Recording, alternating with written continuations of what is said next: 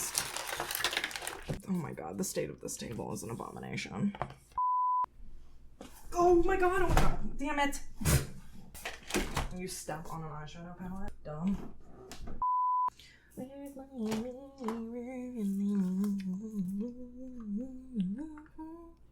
I need to find an eyeshadow palette. I stuck my giant foot in. What is up, you guys? Welcome back to the channel and welcome back to another gruesome Get Ready With Me. If this is your first time seeing my face, hi. My name is Jessica, and every week I join you here to go over a different true crime case whilst I put on some makeup. So if you're interested in true crime, or you're interested in makeup, or you're interested in both like I am, then go ahead and subscribe to my channel down below. We're closing in on 2,000 subscribers, which is a milestone I cannot even believe I'm this close to. So if you do decide to stick around, your support is greatly appreciated. With that said, if what I do here isn't a combination that tickles your fancy, I get it. I know that it's not for everyone. I don't really talk about the makeup at all, so feel free to ignore the video and pretend I'm a podcast if you'd like. But if the whole concept is a hard pass for you, then you can pop down to the description box where, for your convenience, I've listed some other creators that have covered today's story in a way that perhaps you may find more palatable. Yep, I did that just for you. You're welcome. And with that, I think I've said all that I need to say, so why don't we move along and get into today's story.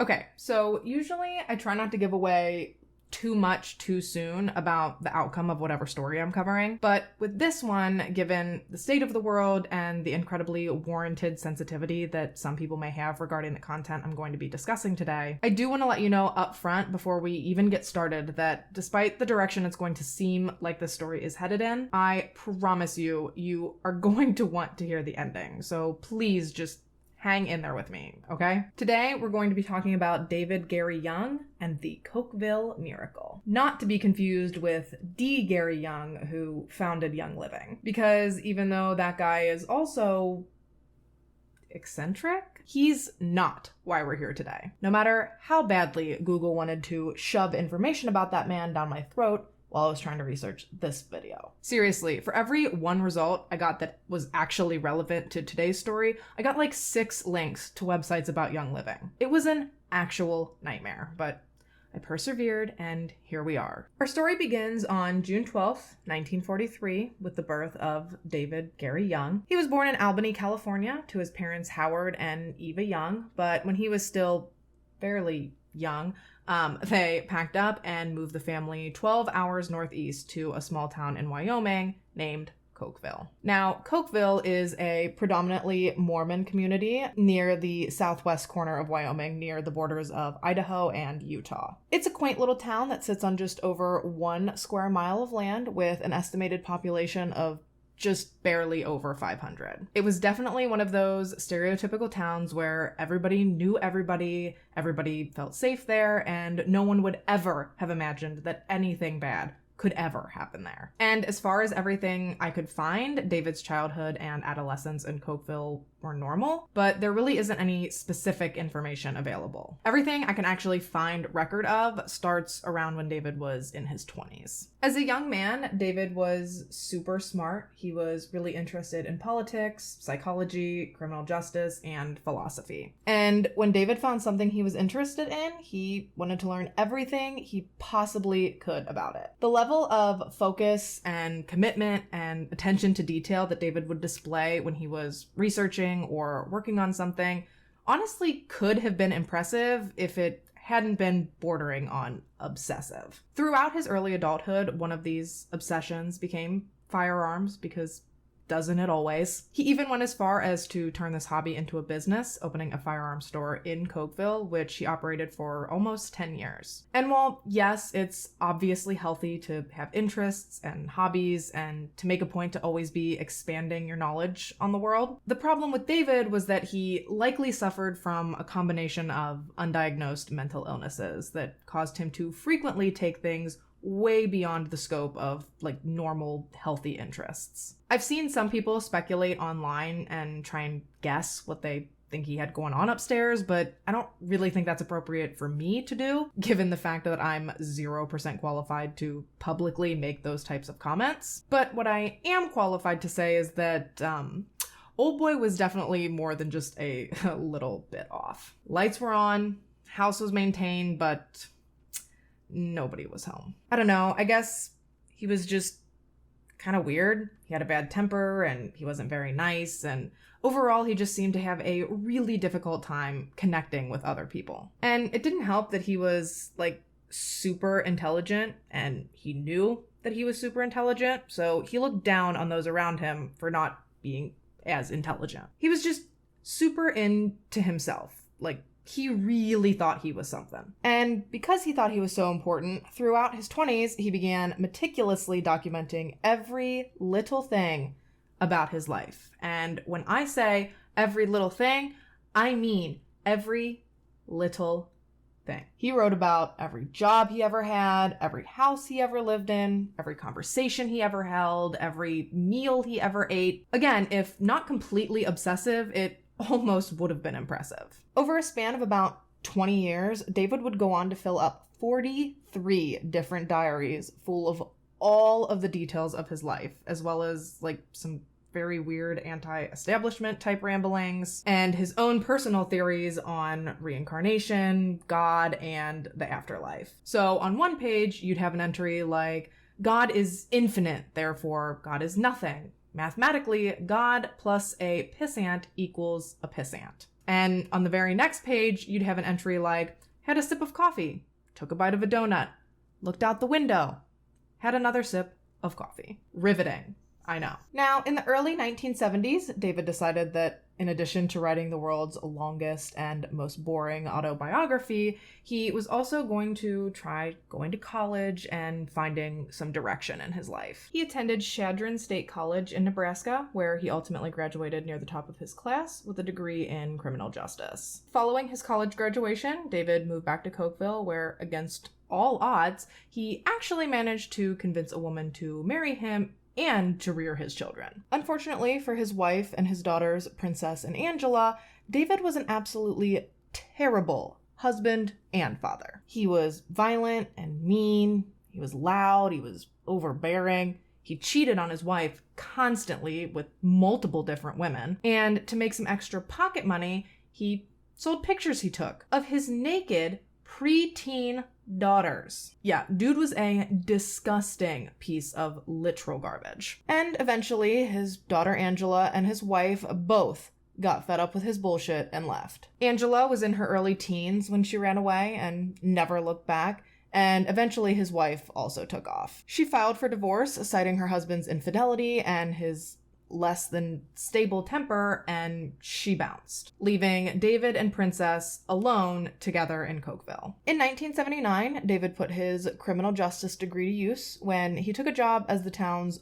only police officer. His official title was town marshal. Yes, you heard that correctly. They appointed this unhinged, self-aggrandizing lunatic to maintain order in this town. And just as you'd expect, David got, like, all the way off on this newfound power. He walked around dressed like an old-timey sheriff, flashing his revolver and just acting like a jackass. So much so that just 6 months into his stint as town marshal, he was fired because, according to Mayor John Dayton, he, quote, cared more about dressing up like Wyatt Earp and swaggering around town with a show of guns than actually enforcing the law, unquote. Yeah.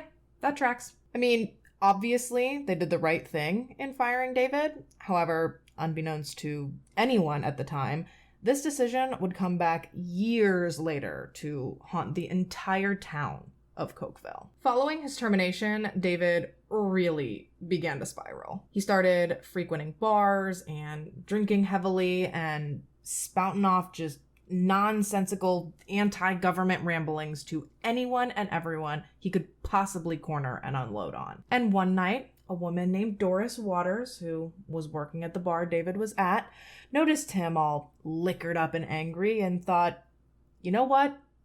Hot. She struck up a conversation with him and quickly fell for his whole anti-establishment, anti-God vibe. You see, Doris, at this particular point in her life, was also pretty down on her luck. She was recently divorced, her dreams of making it as a singer weren't exactly panning out, and worst of all, she'd recently lost her son in a devastating accident. And it was because of this crappy hand she felt she'd been dealt in life that Doris, who mostly went by Dorsey, had also become quite bitter and resentful towards God and the government. They were a match made in, well, I guess I won't say heaven, because one, they weren't really down with God, and two, the further and further we get into the story, you'll actually see that they are a complete fucking nightmare. So after David and Dorsey met and got to chatting, they were basically never apart again. Just a few days later, they packed up their belongings, David packed up Princess, and the new little family of three took off on a journey across the western US, eventually winding down their travels in Tucson, Arizona in 1986. David and Dorsey got married, they found a nice little rental property where they could put their double-wide trailer, and they, along with 19-year-old Princess, settled down into their new home. Princess and Dorsey were the main income earners of the family, while David stayed home and studied his interests and worked on his secret projects. And one of his most notable and, all-consuming interests had become white supremacy. You know, just another thing to add to his already just dope-ass personality. And while it's never been fully substantiated, I have seen it speculated that both David and Dorsey were tied to an organization called Posse Comitatus, which is Latin for Force of the Country. And this was a radical far-right group that started in the late 60s with the purpose of spreading anti-government, anti-Semitic, white supremacist-style ideologies. Trash! Again, I don't know if they truly were formally part of this group, but I would be willing to guess that at the very least, they appreciated their message, especially considering David was known to admire another anti-Semite white supremacist. Maybe you know him.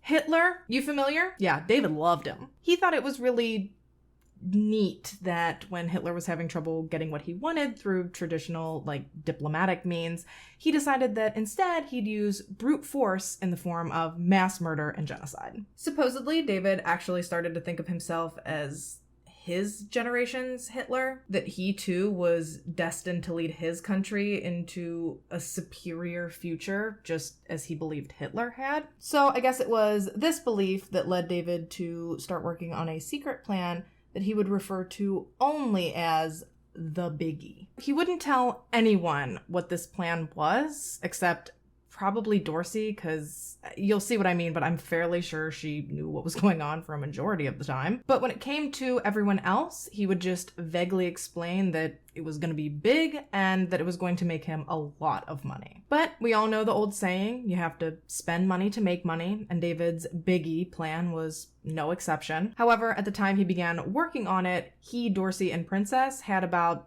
$120, give or take, to their name. So he convinced his friends Gerald Depp, Doyle Mendenhall, and Robert Harrison to help fund his self-proclaimed get-rich-quick scheme as investors. He gave them no specifics about what the plan was, what its purpose was, how it was going to make them money, nothing. Basically, all he told them was that if they invested, they'd make a lot of really easy money, like millions of dollars. And he told them that only when it was actually time to put this plan into action would he divulge any of the details to them. And shockingly enough, that was enough information for all three of them. They were like, cool, bro. You're super smart. You're one of our best friends. You'd never steer us astray. Take our money. And David did. So with his I's now dotted and his T's now crossed, David got to work. First order of business? Tuna cans. And lots of them. Yes, apparently the construction of the Biggie began with copious amounts of recycled tuna cans. Sir, what in the chicken of the sea do you think you're about to do with some rinsed out Star-Kissed cans that's gonna make you and your friends millions of dollars? I'm sorry, my guy, but I ain't buying what you're selling. I'm gonna need more information. And the skepticism does not begin and end with me, because the more David worked on this plan, the more secretive he became, and in turn, the more uneasy his friend Robert became with the whole biggie operation, until eventually he just backed out entirely. Which brings us to Thursday, May 15th, 1986. This was the morning that David, Dorsey, Princess, Gerald, and Doyle set out on the adventure they'd all been waiting for. The adventure that David promised would end with the much anticipated unveiling of the biggie. So excitedly, they piled into a white van. A van, mind you, that David had meticulously obscured the windows of with thick layers of white paint. The five of them hopped right on in and began their almost 1,000-mile, 14-hour drive. Destination, Cokeville, Wyoming. This first day, they completed the bulk of their trip, eventually stopping for the night at a motel just into Idaho, picking up right where they left off the following morning, which was Friday, May 16th, 1986. Now, over this whole trip, David continued to keep the secret of the biggie to himself. It wasn't until the group was just outside of Cokeville that he finally revealed his big plan to Princess, Gerald, and Doyle. As they closed in on their destination, David explained that his plan was to take over Cokeville Elementary School, hold the students hostage, and extort hundreds of millions of dollars of ransom money from the authorities. Money he would then use to fund a revolution against the government. To pull this off, he and Dorsey had filled the back of their van with rifles, handguns, hundreds of rounds of ammunition, and most terrifyingly of all, a massive homemade bomb. David had rigged this bomb with a dead man's switch, meaning if at any point anyone tried to stop David's plan by incapacitating him in any way, he'd pull the switch involuntarily and the bomb would detonate. And this bomb was equivalent to roughly 25 sticks of dynamite. In other words, it was more than powerful enough to level the entire elementary school building. Understandably, Gerald and Doyle were like, come again, bro? This was absolutely not what they had signed up for. They were not interested in potentially hurting anyone, especially not a bunch of innocent children. They'd just come along hoping to make a quick buck, but if this was what it was going to take to do so, they were out. Which is exactly what they told David. But obviously, now that they knew his master plan, David was not about to let his friends run off and foil his revolution by alerting the police. So, at gunpoint, he and Dorsey handcuffed Gerald and Doyle and incapacitated them in the back of the van, rendering the men their first two official hostages. And at about 1 p.m., the van pulled into the parking lot of the Cokeville Elementary School with David and Doris ready and eager to take on over 150 more. As David, Dorsey, and Princess began to unload the arsenal of weapons from the van,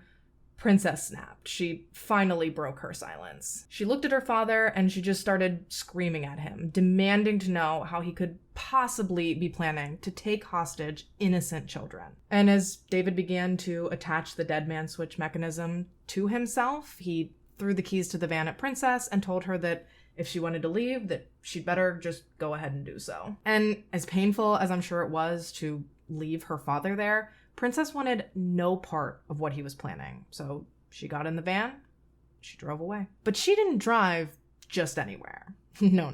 She drove straight down Main Street to the town hall to rat out her dad to police. She'd driven like an absolute lunatic to get there, and she did not compose herself at all before bursting in the doors and screaming that the town's children were in danger. She wanted everyone in that building's attention as quickly as possible. She was desperately hoping that she could get someone to the school in time, before her dad had taken everyone hostage. Unfortunately, though, she was too late. But before we get into that, we're going to take a quick break here while I throw my lashes on, and when we come back, we'll find out what happened when David and Dorsey actually entered Cokeville Elementary School.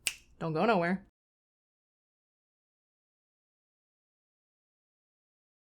Okay, So it was about 1:30 p.m. when David and Dorsey made their way into Cokeville Elementary with their bomb and their weapons, and right away they began systematically leading everyone they came across into one specific classroom. They began in the office with school secretary Tina Cook, who'd noticed David and Dorsey roaming around and assumed they were lost, so she politely asked them if they needed help. And with a big, creepy-ass, Cheshire cat smile, David looked at her, flashed his pistol, and loudly declared, quote, "This is a revolution. Your school is being taken hostage. Consider yourself a prisoner," unquote. And as much as Tina wanted to think that this was some sort of really terrible joke, she said that she could tell by the look in his eyes that David was 100% serious. He kept yelling at her and telling her not to trigger any alarms or to try and call for help, that if she did anything other than what she was told, that all of the children would die. And just as they were in the process of taking Tina hostage, another unsuspecting woman walked into the office. Cynthia Triplett had driven 600 miles to Cokeville to interview for a job as a kindergarten teacher. And as she joined the Youngs and Tina in the office, she explained why she was there, and she asked if she could quickly use the restroom before her interview got started. She really hadn't paid that much attention to David as she walked in. She just kind of assumed, based off of his clothing and the smell of gasoline permeating from him, that he was either a janitor or a maintenance man. Believe it or not, domestic terrorist was not one of the first things that crossed her mind. Even when David held his gun to her head, she still didn't register the severity of the situation. She thought he was just joking around with some sort of tool. She even laughed at him and asked if what he was doing was some sort of new interview technique. But just as Tina had realized David was serious from the look in his eyes, Cynthia realized that the situation was serious from the look of fear in Tina's eyes. And from there, they moved room by room through the school, unplugging phones and rounding up classrooms and classrooms full of children. The whole time yelling about their revolution and threatening everyone into submission. Obviously, this was incredibly unsettling to the poor children, and a lot of them became hysterical. They were crying and screaming, and they were terrified. And David, being the absolute gem of a human that he is, he looked at the terrified children and screamed at them, told them to sit down and shut up. That if everyone didn't do exactly as he said, he would detonate the bomb and kill everyone in the building. Ew, David! It only took the Youngs a couple of minutes to gather up all 115 children and all 17 adults into one classroom. A classroom, mind you, that was meant to accommodate no more than 30 people. David had chosen this room specifically because there was no door to the outside and the tiny windows in the classroom only partially opened, which made him feel confident that no one would be able to escape right under his nose. As everyone settled into the room, David began yet another announcement stating, quote, "We don't want to hurt you, but if you try to run away, we will shoot you in the legs," unquote. I'll tell you what, Dave, you say you don't want to hurt us, but then you say you're going to shoot us. Getting a lot of mixed signals from you, my guy. So, as everyone sat silent and terrified, Dorsey began passing out copies of David's Manifesto, entitled 0 equals infinity. And believe it or not, this actually turned out to be an incredibly insightful and well thought out piece of literature. No, I'm just kidding. It was a word salad with a side of, "Are you even speaking English right now, sir?" dressing. It was just a bunch of confusing, disjointed nonsense about reincarnation, Hitler, white supremacy, Jesus, and the government, among other things. Basically, it was a crime against the written word. Let me finish my foundation and give you just a little taste. Were we to continue, however, the investigation of knowledge, we'd need to internalize Socrates. All I know is that I know nothing. 0 equals infinity. 0, parentheses, or nothing, equals the infinite. Truth! How is this to be? Believing 2 plus 2 equals 4 hardly invalidates knowing 0 equals infinity. The diabolical trick we've otherwise learned, parentheses, internalized, is relativity. When in Rome, do as the Romans. When doing math, do as the mathematicians. When fighting a thermonuclear war, discard spears and arrows for the thermonuclear devices, etc. While 2 plus 2 equals 4, parentheses, and there would have been no men put on the moon if it hadn't, it might just as well equal 22, or many, parentheses, primitive tribes frequently respond thus to any mathematical concept above 3, or various other concepts that are easier to ignore than we realize, know, and internalize. But we would... I literally can't read this. But would we internalize these various concepts, we realize the relativeness of these various formulas, that knowledge is indeed relative, therefore untrue. Therefore, unknowledge, certainly nothing unless falsehood. That 0 equals infinity is true reality, and a symbolic manner of rephrasing Socrates' conclusion regarding the limits of knowledge is another matter. Here we confront what we thought we pursued all these years, what we should have remembered from 2,400 years ago. The immortal Greek told us, showed us, and taught us the limitations of knowledge, and we killed him for it. Not merely one individual once, but in all this nonsense we've engaged in since. Still, 2,400 years, 24,000 years, or 240,000 eons, there is truth relativity and truth. Let's cease to be beasts and begin to be gods. So... anyways... like I said, the classroom that David and Dorsey had crammed everyone into, classroom 4, I believe was meant to hold like 30 people. So being filled with 5 times that amount of people, things were a little tight. And these close quarters really started to irritate David, as if he wasn't the one who'd forced everyone in there in the first place. Nevertheless, the fact that the kids were like all up in his personal space had him a little edgy. And eventually, when he couldn't handle it anymore, he had Dorsey get with some of the teachers and try to come up with a solution. They talked amongst themselves for a minute, and then they decided to use tape to outline a 10-foot by 10-foot square in the middle of the room. David and Dorsey carefully pushed the bomb into the middle of the square and sat down next to it. And while they made themselves comfortable, the teachers got the children's attention and explained to them that no matter what, under no circumstances were they to step inside the magic square. Little did they know just how magic that square would turn out to be, but we'll get there. So while the whole magic square thing was going on, the school's principal, Max Excel, asked David if he could go to the nurse's office to get some aspirin, some tissues, and some books for the kids, which surprisingly, David allowed him to do. But it wasn't without the caveat that if he wasn't back in 10 minutes, that David would start, quote, shooting kids one by one, unquote. How am I doing? Do you hate this guy yet? I mean, good God, this man. So for the 10 minutes that Principal Excel was out of the room, he actually managed to get to a phone and to reach out to the town sheriff, who, much to Principal Excel's surprise, already knew of the chaos unfolding at Cokeville Elementary. Thanks to Princess, not only was the sheriff in the know, but he'd already actually contacted every possible law enforcement agency he could. And within minutes, dozens of officers from surrounding counties, highway patrolmen, SWAT team members, you name it, they were surrounding Cokeville Elementary. This situation was taken incredibly seriously by everyone in Cokeville. I mean, rightfully so. But think about it. In a town that small, the children in that school were basically all the children in the town. So if that bomb detonated and the children didn't make it, an entire Cokeville generation would have been wiped out.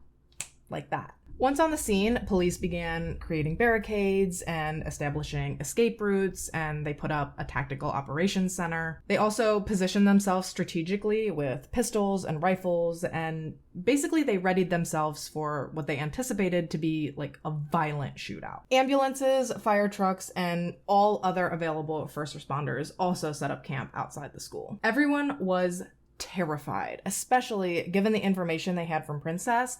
They were expecting that this was going to end with a massive amount of casualties. Once news started to spread throughout the town, distraught family members of the students even gathered outside the school, begging to be let in to try and save their kids. But the police forbid them from entering the school and assured them that they were doing everything they possibly could to get their children home safely. So together, parents and other family members did the one thing they could think of to do to bring themselves any kind of peace in that moment. They prayed. Now, to assist with negotiations with David, police requested FBI assistance. And when they were finally able to establish contact with David, he explained to them that he was launching a revolution, obviously, and that his demands were quite simple. He wanted $2 million per hostage and a phone call with President Ronald Reagan. But, I mean, he wasn't being unreasonable about it. He totally understood that it would probably take,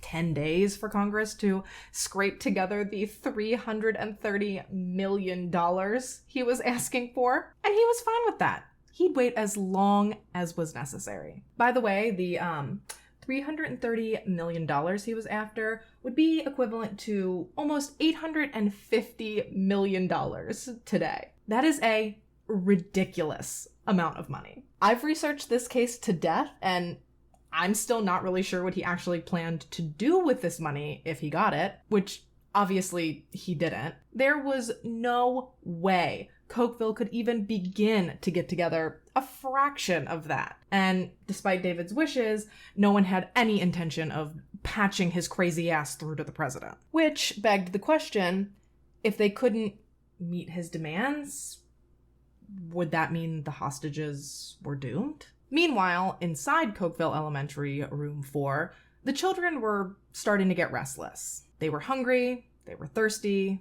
they were scared, and on top of all of that, some of them were starting to get sick. The overwhelming smell of gasoline permeating off of David's bomb was starting to make some of the kids throw up. So because of this, some of the teachers asked David repeatedly if they could open a window to air the room out. And these teachers, they were really doing everything in their power to try and keep these kids calm. They were coloring, they were playing games with the kids, they had a TV, so they turned on Transformers for the kids to watch.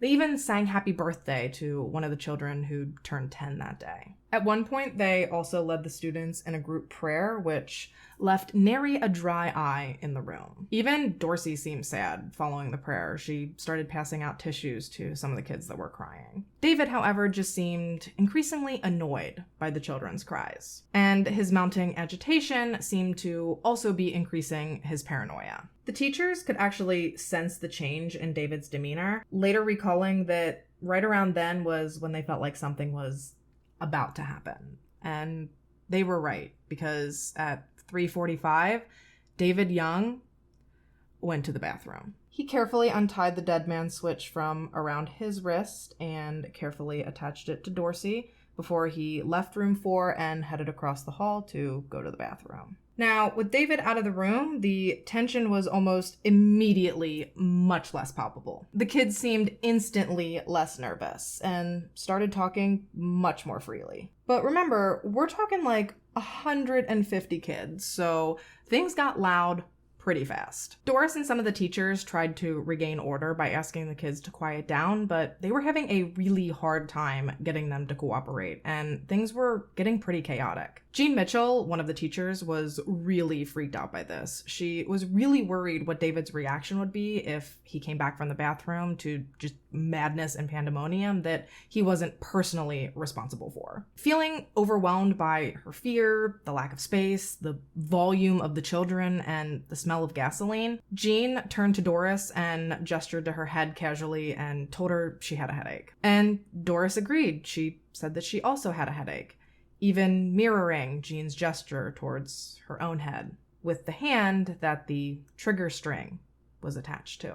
And just that quickly, David and Doris Young's massive homemade bomb detonated. It exploded into a massive ball of fire that sent shrapnel and burning gasoline in every possible direction. Everyone was almost instantly blinded by this thick, stifling black smoke. The children began screaming and crying and running around frantically, just blindly trying to get out of the classroom. It was absolute anarchy, and the teachers knew that if they didn't do something quick, they weren't going to make it out of there alive. So they quite literally began grabbing children and shoving them out the windows that they had thankfully opened very shortly before the explosion. And as all this was going on, David returned from the bathroom to find that his bomb had detonated, his hostages were escaping, and his wife, well, Doris was lying on the floor, smoldering. Yeah, when the bomb went off, she sort of went up in flames with it. She was still alive. I mean, barely, but she was. And seeing this, David knew immediately that his plan had failed. His revolution was over, he'd never get his money, and worst of all, he was going to spend the rest of his life in prison. And with this realization, David took aim and fired a single shot into Doris's head, killing her instantly before returning to the bathroom across the hall and taking his own life as well. Meanwhile, outside, when everyone heard the explosion and began to see the flames and smoke, they feared the worst, and you really couldn't blame them. I mean, how could anyone survive that blast? They truly believed that their town had just suffered the loss of, at the very least, dozens of children and teachers. The devastation they were feeling in that moment made it especially shocking when, out of this cloud of thick black smoke, came children. Lots of children, running, screaming, and crying straight into the arms of their parents. Seeing this, police rushed to the windows of room 4 to grab the dozens of children that were still being shoved out by the teachers. And when the SWAT team finally entered the building, they expected to find dead children and teachers lying everywhere inside the wreckage of the classroom. But when they made it into room 4, they were shocked to find that it was almost completely empty. In fact, the only body in the room was that of Doris Young. There were no other bodies, no body parts, limbs, or otherwise. And after searching through the building, the only other body they located anywhere was that of David Young, lying on the floor of the bathroom, dead from a single self-inflicted gunshot wound to the head. As the SWAT team was storming the school, one of the teachers began a head count to gauge the severity of the explosion. But to his and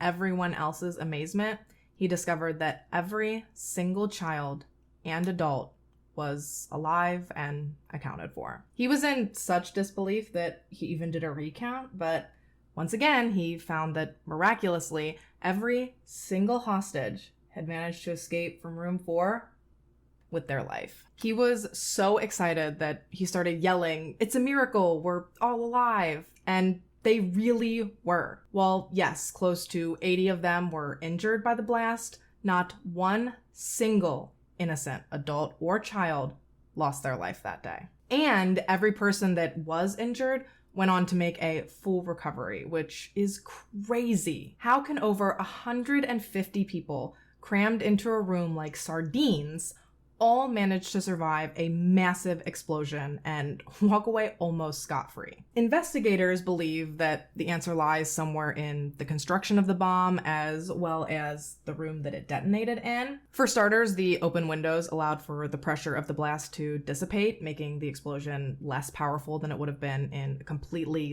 enclosed space. Not to mention that all the kids were instructed to stay about 5 feet away from the bomb in any given direction, thanks to the ironically named Magic Square. And on top of those factors, it was later determined that only 3 of the 6 blasting caps that made up the bomb had ignited. Therefore, the bomb had only partially detonated. And because the gallon of gasoline had been leaking through the whole ordeal, the gunpowder in the bomb was wet, so it had not exploded with nearly the force it could have had it been dry. So that was yet another factor that significantly reduced the power of the bomb. And while all this technical jargon about why the bomb didn't do as much damage as it could have makes a lot of sense, sure, those who were actually present that day in room 4 believe that they were saved by something else entirely. Some of the children of Cokeville Elementary would later go on to speak out, saying that just before the blast, they had seen an angel who told them to get by the windows. And some other students later claimed that it had been ghosts of their late relatives that had appeared and helped guide them to safety. One of these students was Katie Walker Payne, who claimed that her late grandmother, whom she'd never met